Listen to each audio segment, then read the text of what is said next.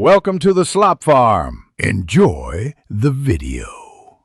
In this video, I will explain how to connect your Smitch camera to your phone. First, carefully unbox your Smitch camera and identify all components, including the camera unit, USB cable, and power adapter. Next, connect the USB power cable to the camera's designated port and plug the adapter into a wall outlet. The camera will then power on, performing an initial rotation and emitting a distinct beeping sound, indicating it is ready for the next step. Now let's get your phone ready. Head over to your phone's App Store, either Google Play or Apple App Store, and search for Smitch Secure. Download and install this free application. It is crucial that your phone is connected to a stable 2.4 GHz Wi-Fi network, as Smitch cameras typically operate on this frequency band.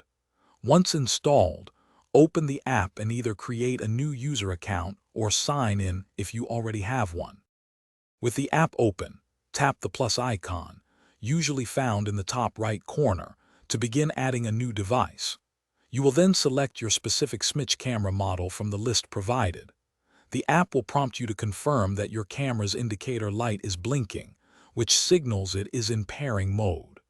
Finally, enter the password for your 2.4 GHz Wi-Fi network to allow the camera to connect to your home network.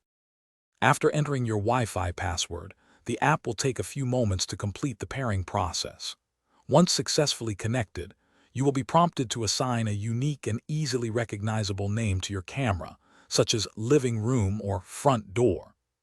With the setup complete, you can now explore your camera's features, including live video streaming, two-way audio communication, and customizing motion detection alerts, all from your phone.